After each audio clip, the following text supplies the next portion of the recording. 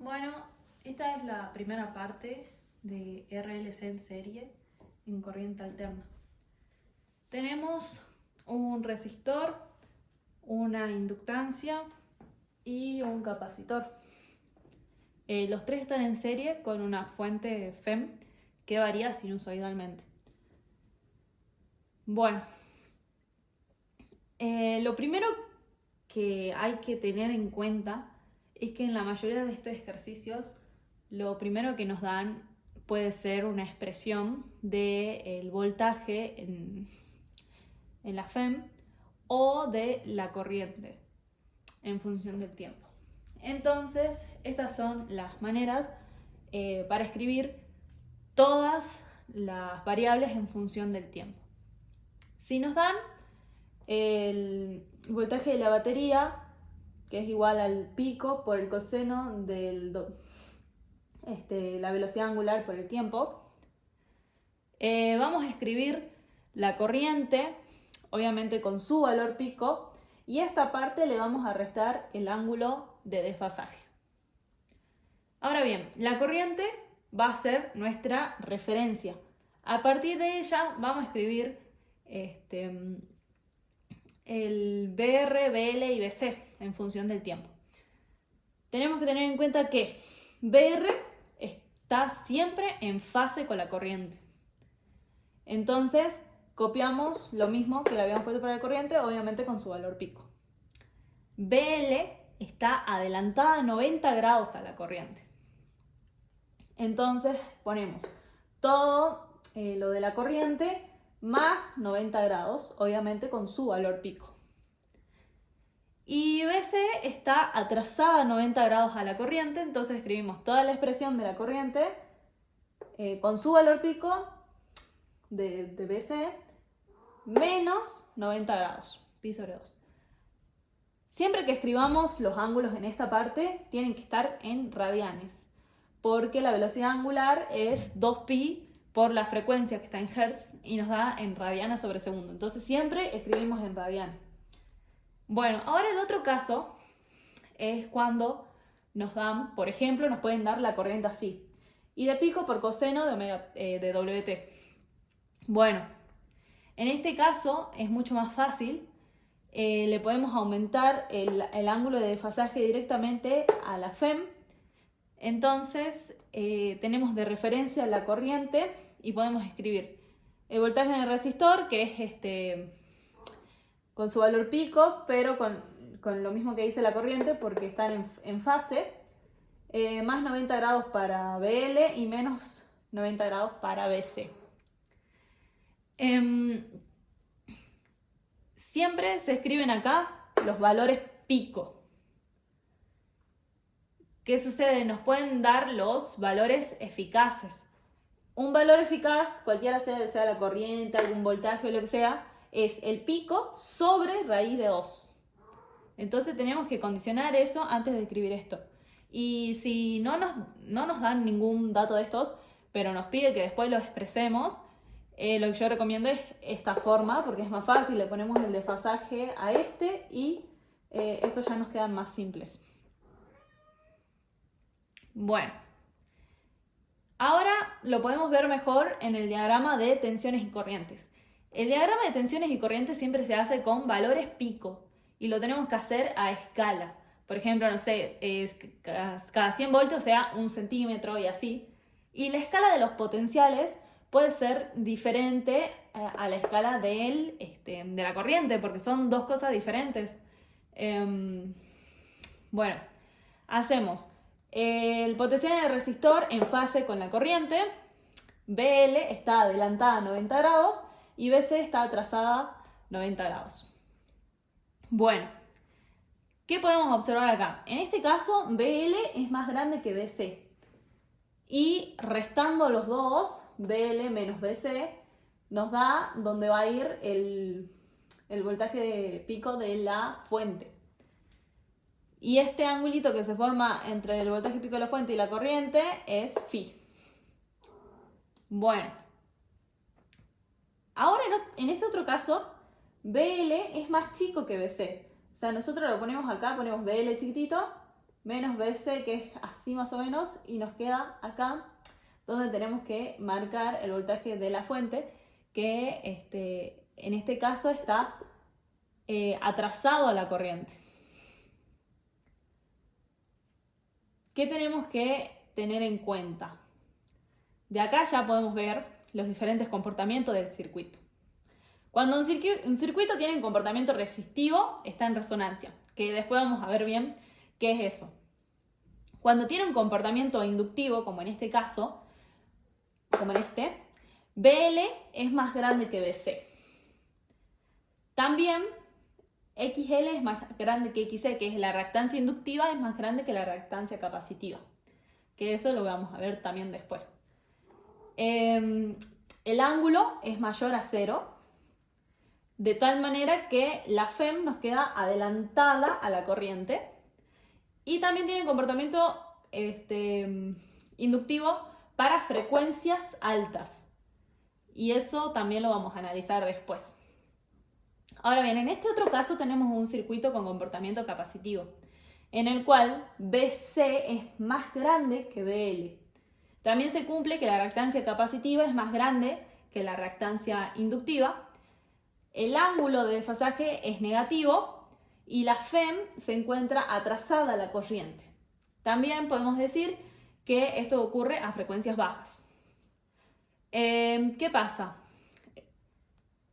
Lo que vamos a analizar es... lo que quería decir era que cuando este angulito sea negativo y nosotros lo pongamos, por ejemplo, en estas expresiones, obviamente estos no van a quedar con más. Y acá no va a quedar con menos.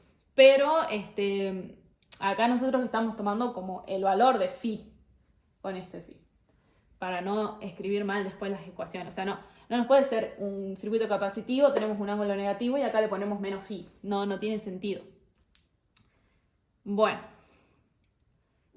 también lo que podemos analizar es, por ejemplo, acá BR está, bueno, desde acá es más fácil. Esta es la corriente, BR está en fase con la corriente. BL está adelantada a 90 grados, entre la corriente y BL hay 90 grados, y BC está atrasada a 90 grados, entre BC y la corriente hay 90 grados. Y eso se cumple en los dos casos. Bueno, después, ¿qué podemos sacar de estos diagramas de tensiones y corrientes? Que siempre lo hacemos con valores pico. Dichos valores.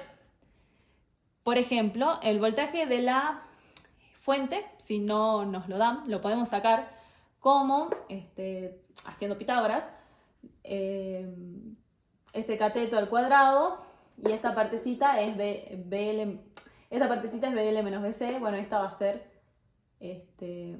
también BL menos BC. Acá, me olvidé acá, al cuadrado. Y ahí sacamos esa parte. En realidad, cuando hacemos un circuito capacitivo, BC es más grande que BL y se escribe BC menos BL, pero eso lo vamos a ver después también.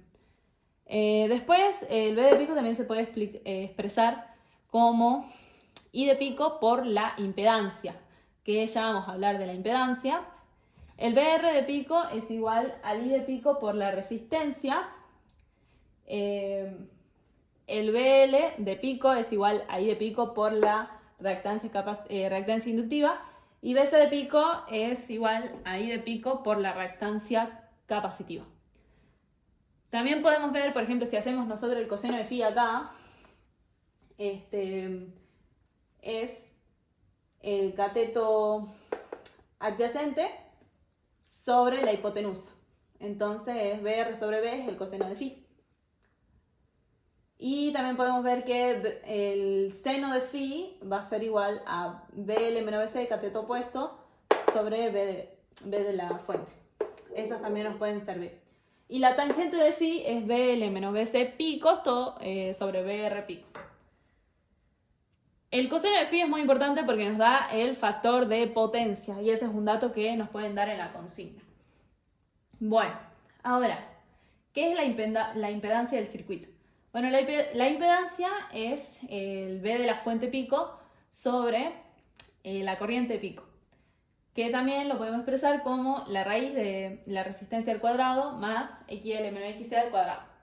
Y también puede ser el valor eficaz de la FEM, de la fuente, sobre I eficaz. La reactancia inductiva se calcula como la velocidad angular por L, por la inductancia, y la reactancia capacitiva es 1 sobre la velocidad angular por la capacitancia.